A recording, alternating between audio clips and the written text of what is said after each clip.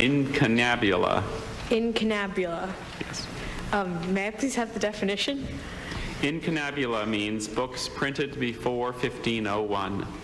May I please have the language of origin? It's Latin. Could you please repeat the word? Incunabula. How do you spell that?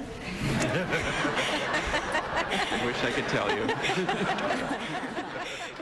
In honor of the first day of the annual Scripps National Spelling Bee, we're looking at the formation of the English language through history. Why does the G in George sound different than the G in gorge? And when did we start simplifying words like okay to just K? All these questions. People have been swarming us with these questions, Larry. Gabe Henry takes a look at these changes and more in his book, Enough is Enough, Our Failed Attempts to Make English Easier to Spell. And Gabe joins us now. Hello, Gabe. Hey, Larry. Hey, Robin. How are you? Good. Good to have you with us. I know people like Ben Franklin and others have tried to simplify the alphabet, the language, and so forth. Why hasn't that ever caught on?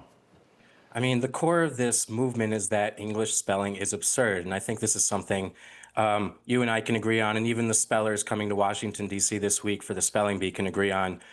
We have words like tomb, which rhymes with room, but not with comb, or laughter, which rhymes with after, but not with daughter. Yeah. You know, so this movement was an effort to shorten and phoneticize how we spell, to write laugh as LAF, for instance.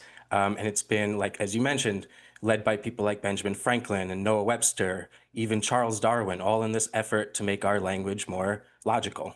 And why didn't it happen?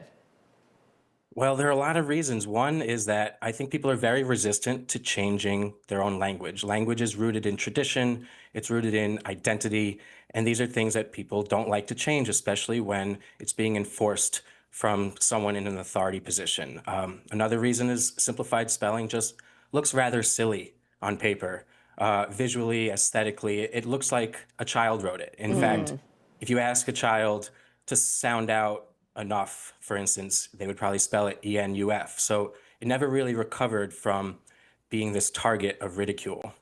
And is this why the spelling bee started 100 years ago?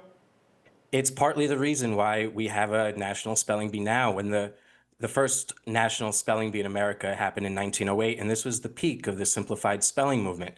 And in many ways, the bee was a counter movement to simplified spelling. So whereas the reformers were trying to fix the complexities of English, the spelling bee instead embraced them and celebrated them and made them this badge of national honor. And that's partly the reason why we have this national event today. So is this, I mean, is American English that much different than the spelling of words in Britain?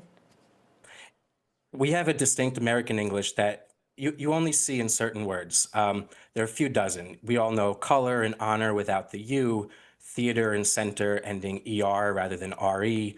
A word like plow, which we spell PLOW, but in Britain they spell PLOUGH.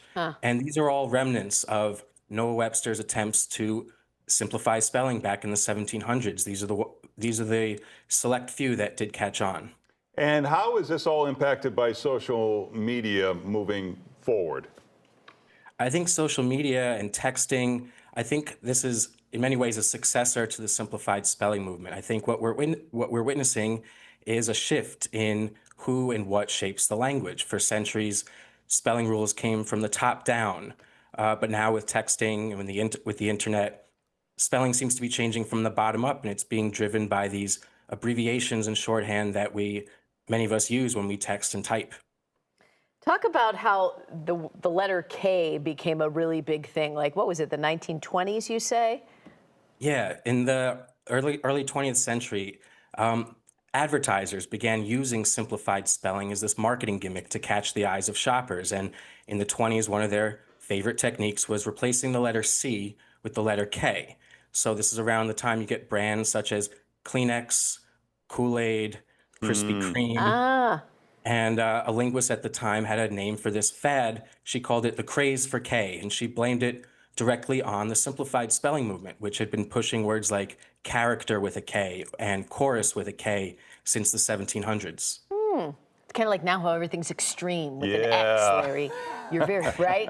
Extreme cool letters. The book is Enough is Enough, Our Failed Attempts to Make English Easier to Spell. For more, you can check out Gabe's site and socials. Thanks, Gabe. Thanks, Gabe.